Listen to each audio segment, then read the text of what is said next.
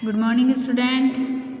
11th class में अपनी book है आरोह और उसका चैप्टर अपन पढ़ रहे हैं। अपन ने पिछले चैप्टर में पढ़ा, पिछला चैप्टर था अपना वे आँखें। आज अपन अगला चैप्टर पढ़ रहे हैं, चैप्टर 5 भवानी प्रसाद मिश्र।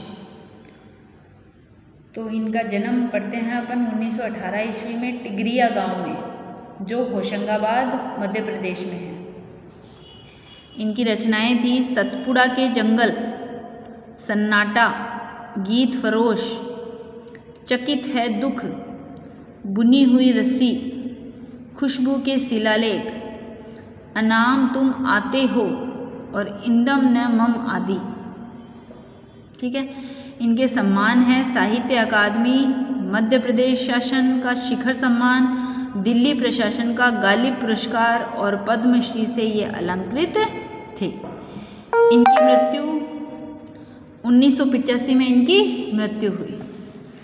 सहज लेखन और सहज व्यक्तित्व का नाम है भवानी प्रसाद मिश्र।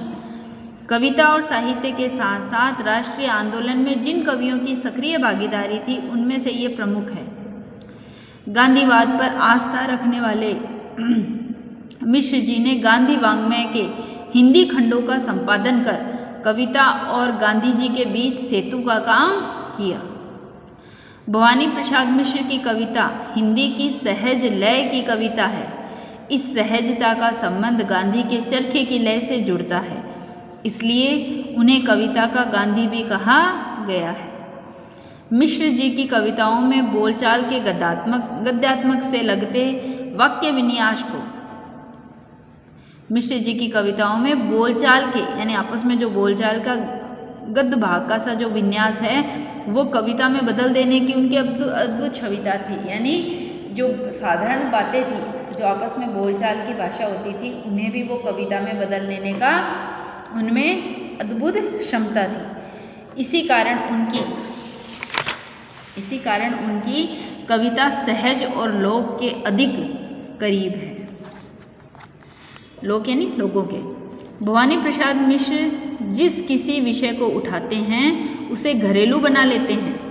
आंगन का पौधा, शाम और दूर दिखती पहाड़ की नीली चोटी भी जैसे परिवार का एक अंग हो जाती है। वृद्धावस्था और मृत्यु के प्रति भी एक आत्मीय स्वर उनमें मिलता है। उन्होंने प्रौढ़ प्रेम की कविताएं भी लिखी हैं,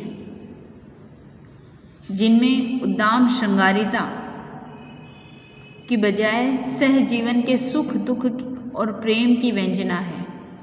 नई कविता के दौर के कवियों में मिश्र जी के यहाँ व्यंग्य और क्षोभ भरपूर है, किंतु वह प्रतिक्रियापरक न होकर सृजनात्मक है। गांधीवाद पर आस्था रखने के कारण उन्होंने अहिंसा और सहनशीलता को रचनात्मक अभिव्यक्ति दी है।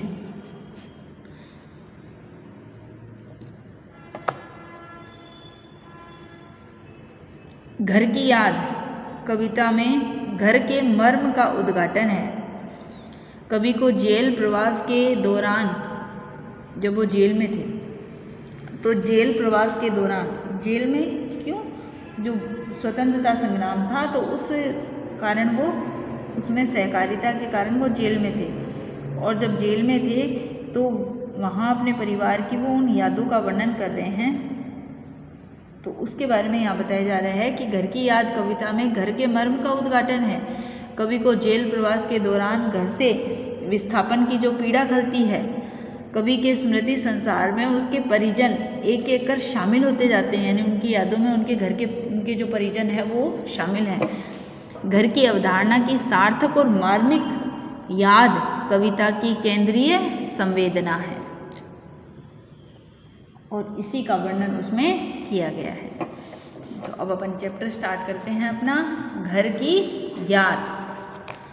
अपन पदभाग के चैप्टर पढ़ रहे हैं, तो उसमें अपना चैप्टर है घर की याद। आज पानी गिर रहा है, बहुत पानी गिर रहा है, रात भर गिरता रहा, प्राण मन गिरता रहा। बहुत पानी गिर रहा है, घर नजर में तिर रहा है, घर की मुझसे दूर है, जो घर खुशी का पूर है। देखो कवि क्या कह रहे हैं, ये कवि कब का वर्णन कर रहे हैं? अभी अपन ने पढ़ा कि कवि स्वतंत्रता संग्राम के दौरान जेल में है, उसमें सक्रिय रूप से वो भागीदारी है और उस कारण वो जेल में है। जो भारत छोड़ो आंदोलन था तो उस समय उनको जेल में रखा गया था। तो उस दौरान जब वो जेल में बंद है तो कवि अपने घर की याद करते हुए कह रहे हैं कि आज पानी गिर रहा है, आज बाहर बारिश हो रही है, बहुत पानी गिर रहा है, बहुत तेज बारिश हो रही है, रात भर गिरता रहा, प्राण मन घेरता रहा, रात भर पूरी रात बादलों से पानी बरसता रहा। और उधर कवि के जो हृदय है उसमें भी उनकी यादों के जो बादल हैं वो पूरी रात भर गिरते रहे, यानी उनको अपने घर की याद पूरी रात सताती रही। बहुत पानी गिर रहा, घर नज़र में तिर रहा, इतनी तेज बारिश हो रही है कि उस बारिश के होते हुए बाहर तेज बारिश हो रही है और कवि की दृष्टि में जो उनका घर है वो उनकी दृष्टि में लगातार तिर रहा है, मतलब उनकी आंखों के सामने उनके घर की छवि आ रही है। घर की मुझसे दूर है जो घर खुशी का पूर है, यानी कवि कह रहे हैं कि घर है वो मुझसे बहुत दूर है, मैं बहुत दूर जेल में बैठा हूँ और घर मुझसे बहुत दूर है, लेकिन फिर भी घर है वो मेरे प्रसन्नता का भंडार है। पूर है, पूर मतलब भंडार, जो घर है वो मेरी प्रसन्नता का, खुशी का भंडार है, मेरे घर में ही मुझे खुशी प्राप्त है। घर में चार भाई, घर की घर में चार भाई, मायके में बहन आई बाप के घर, हाय रे परिताप के घर। देखो कवि क्या कह रहे हैं, घर में चार भाई, कवि कह रहे हैं कि घर में उनके चार भाई हैं और मायके से बहन आई और उनकी एक शादीशुदा जो बहन है वो अपने माँ के घर आई है। बहन आई बाप के घर, उसकी बहन अपने पिता के घर आई है, किंतु वहाँ आकर उन्हें प्रसन्नता नहीं हुई। हाय रे परिताप के घर, क्यों? क्योंकि वहाँ आकर उनको प्रसन्नता नहीं हुई। कवि को वहाँ न पाकर उनको लगा कि जैसे उनके पिता के घर में नहीं, कष्टों के घर में आई है। परिताप यानी कष्ट, जब भाई उनके वहाँ नहीं है तो उनके न होने के कारण उनको ऐसा लग रहा है जैसे वो अपने पिता के घर नहीं, किन्हीं कष्टों के घर में आ गई है। घर में सब जुड़े, सबकी इतने सब जुड़े, घर में सब जुड़े, सबकी इतने कब जुड़े, चार भाई चार बहनें, बुझा भाई प्यार बहिने। यानी कवि कह रहे हैं कि जो घर है वो आदर्श है और उनके चार भाई है, वे सब प्रसन्नता और प्रेम से आपस में जुड़े हुए हैं, आपस में सब एक दूसरे से मिलकर रहते हैं। सभी लोग इतने प्रेम भाव से मिलकर रहते हैं कि उनको सबकी इतने कब जुड़े, इतना प्रेम भाव उनमें है जितना कहीं किसी में देखने को नहीं मिलता। उनके चार भाई और चार उनकी बहनें हैं, बुझा भाई प्यार बहनें, और उन चार भाई बहनों में उनके भाई एक दूसरे की भुजाएं हैं। और जैसे बाहें मनुष्यों का, भुजाएं जो मनुष्य का वो काम करती है, वैसे ही उनकी जो बहनें हैं वो उन आपस में उन भाइयों का प्रेम है।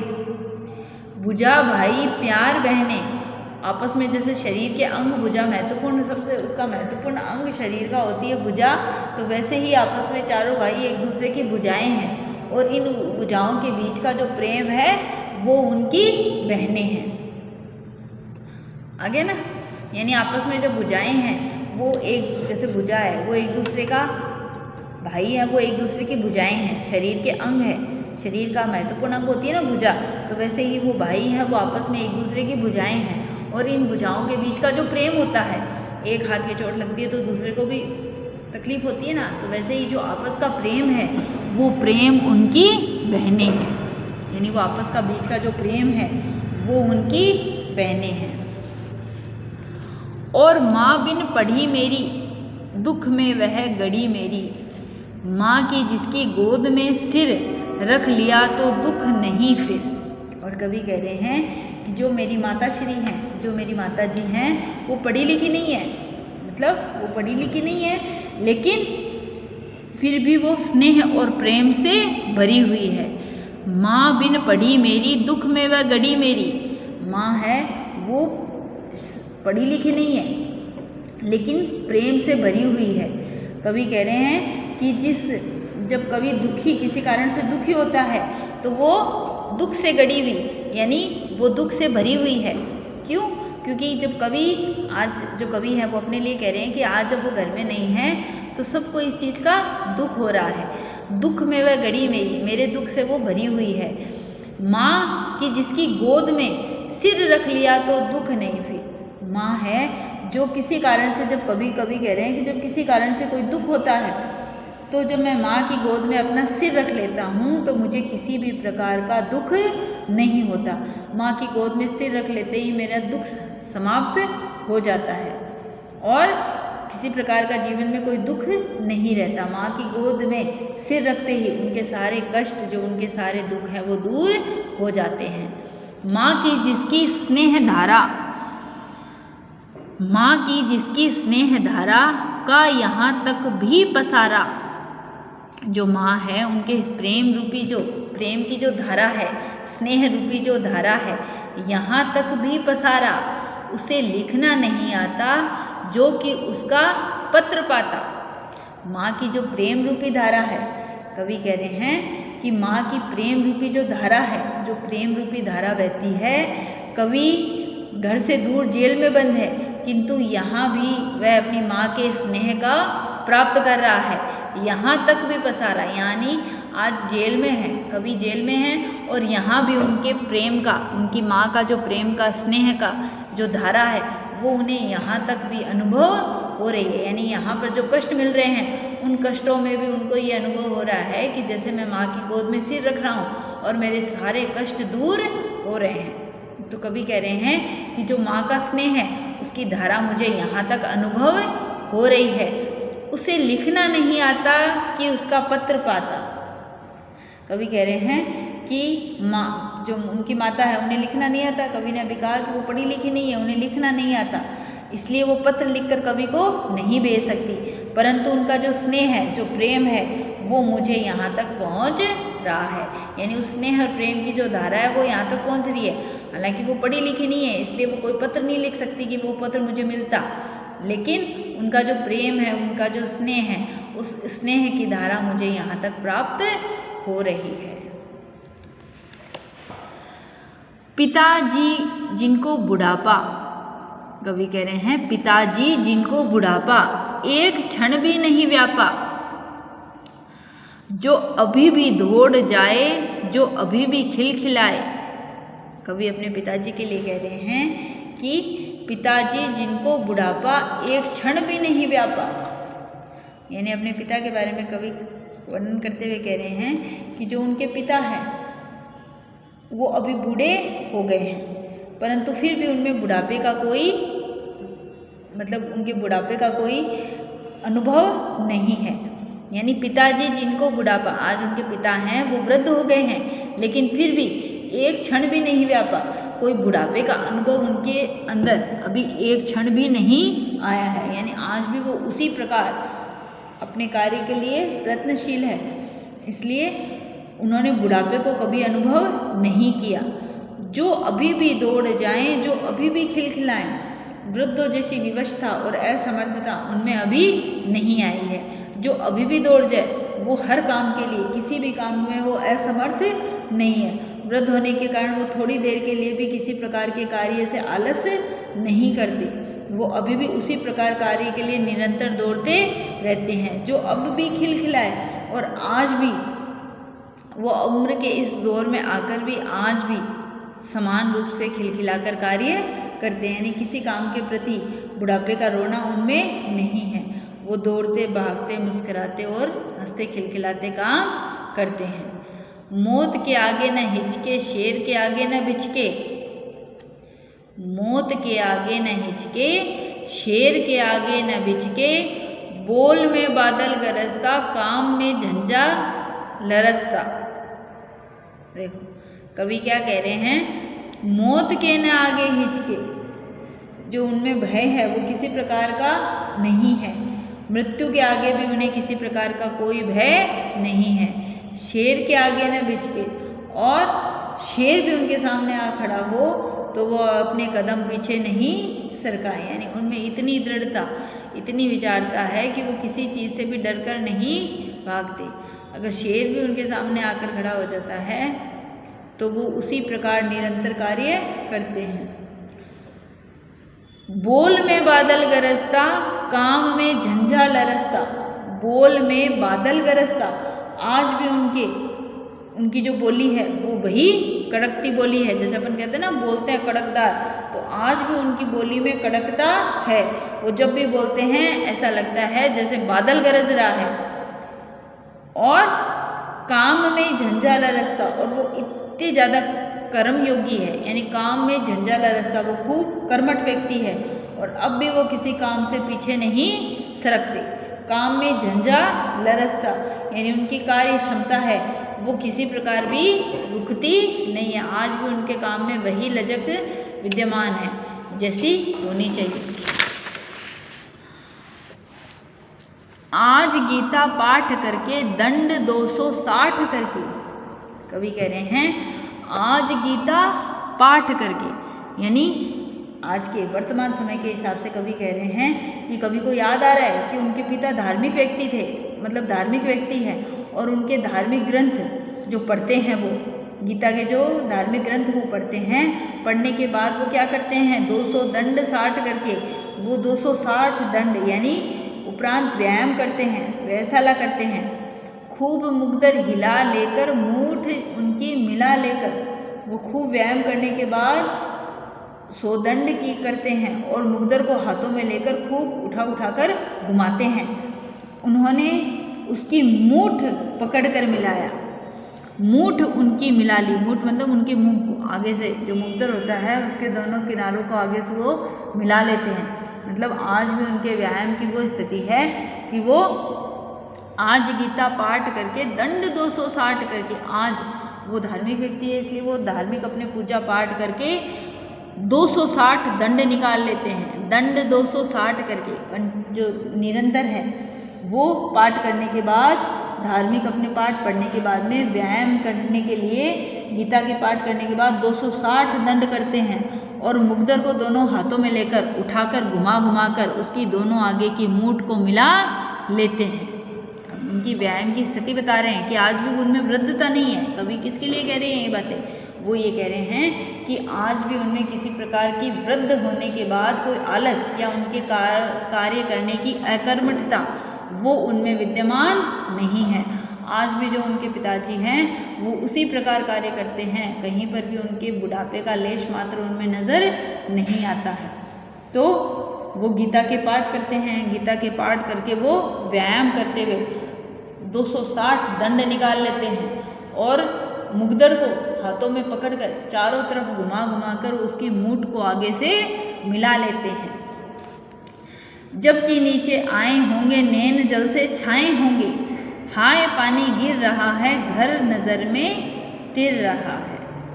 कवि कह रहे हैं कि जब भी नीचे आए होंगे, व्यायाम करने के बाद जब वो छत से उतर कर नीचे आते हैं तो जब भी नीचे आए होंगे नैन जल से छाए होंगे, उस समय जो उनके पुत्र हैं उनको याद करके उनके नेत्रों में आंसुओं की धारा बह जाती है। जब भी वो अपने नित्य कर्म के काम करके वहाँ से आते होंगे तब उनके नेत्रों में, अपने बारे में कह रहे हैं कि अपने पुत्र को याद करके उनके नेत्र जल से भर गए होंगे। हाय पानी गिर रहा है घर नज़र में तिर रहा है। कवि कह रहे हैं कि बाहर जो बारिश हो रही है वो तेज बारिश में, बाहर जो तेज बारिश हो रही है उस बारिश में भी उनके हृदय में जो अपने घर की यादें हैं वो उसी प्रकार तैर रही है जैसे बाहर तेज बारिश हो रही है और उनके अपने घर की याद उनको सता रही है। उनकी नज़र में उनका घर छा रहा है और उनको अपने घर की यादें आ रही है। वो जेल में बंद है और उन्हें अपने घर की याद सता रही है। उनके हृदय में उनका घर आ रहा है। 4 भाई 4 बहनें, बुझा भाई प्यार बहनें, खेलते या खड़े होंगे नज़र उनको पड़े होंगे। 4 भाई 4 बहनें, कवि कह रहे हैं कि वो 4 भाई और 4 बहनें हैं और भाई एक दूसरे की, बुझा भाई जो भाई है वो एक दूसरे की भुजा के समान उनका प्रेम है। जो भाई है वो एक दूसरे की भुजा के समान है। जैसे शरीर में भुजा का महत्वपूर्ण अंग होता है, एक भुजा दूसरे भुजा का सहयोग करती है, वैसे ही जो भाई है वो आपस में एक दूसरे की भुजाएं हैं और इन भुजाओं के बीच का जो प्रेम है वो उनकी बहनें हैं। खेलते या खड़े होंगे नजर उनको पड़े होंगे। खेलते या खड़े होंगे, जब भी कभी जो कवि है वो अपने पिता के लिए कह रहे हैं कि पिताजी जी जब छत से नीचे आए होंगे तो उनको अपने पुत्र पुत्री दिखाई दे, मतलब उनके जो अपने पुत्र पुत्री हैं वो दिखाई दिए होंगे, या तो वो खेल रहे होंगे या फिर घर में कहीं खड़े होंगे। खेलते या खड़े होंगे नज़र उनको पड़े होंगे, जब भी वो ऊपर से नीचे आते हैं तो उनको अपने पुत्र पुत्रियां खेलते हुए दिखाई देते हैं, और खेलते हुए नहीं दिखते तो वो कहीं इधर उधर खड़े हुए दिखाई देते हैं। पिताजी जिनको बुढ़ापा एक क्षण भी नहीं व्यापा, रो पड़े होंगे बराबर 5 वे का नाम लेकर। पिताजी जिनको बुढ़ापा, कवि अपने पिता के लिए कह रहे हैं कि पिताजी आयु से यानी अब वृद्ध अवस्था तक वो पहुंच चुके हैं, लेकिन फिर भी उनके जो कार्य हैं वो किसी प्रकार यानी परंतु बुढ़ापा है उनको तनिक भी किसी प्रकार से नहीं व्याप्त हुआ, यानी उनको प्राप्त हुआ। वो अपने मन से क्या है, कर्मठ है। किसी प्रकार का आलस, किसी प्रकार की अकर्मठता अपनी आयु को लेकर, अपनी वृद्धावस्था को लेकर उनके कार्य क्षेत्र पर प्रभावी नहीं हुई है। रो पड़े होंगे बराबर 5 वे का नाम लेकर, क्षण भर भी वे स्वयं को बुढ़ापे और कष्टों से किसी प्रकार से प्रभावित नहीं पाते। अपने 5वें पुत्र को जो इस समय जेल में बंद है उसको याद करके उनके हृदय पर, उसको याद करके वो निरंतर 5 वे का नाम लेकर रो पड़े होंगे। अपने 5वें पुत्र को याद करके जो इस समय जेल में बंद है उसको याद करके, उसको स्मरण करके उनकी आंखों से आंसू बह निकले होंगे। कवि अपने लिए कह रहा है कि उनका 5वां पुत्र कौन है, कवि, तो 4 पुत्र और 4 बहन वो तो उनके पास है। कवि कह रहे हैं कि अपने 5वें पुत्र को याद करके, उसकी स्थिति को याद करके, वो जब वो जेल में है तो उसको याद करके उनकी आंखों से आंसू बह निकले होंगे। तो आपने यहाँ तक इस चैप्टर को पढ़ लिया है, आप इसको यहाँ तक पढ़ लेना, इसकी व्याख्या कर लेना, परिचय कर लेना, इसके शब्दार्थ कर लेना और फिर यहाँ तक कि इसकी व्याख्या कर लेना। आगे का चैप्टर हम अगली क्लास में पढ़ लेंगे, क्योंकि एक साथ ये नहीं पढ़ा जाएगा, बड़ा चैप्टर है, फिर आप इसको कर नहीं पाओगे। तो आप इसका यहाँ तक का आज रिवीजन करके इसको कर लेना, ठीक है।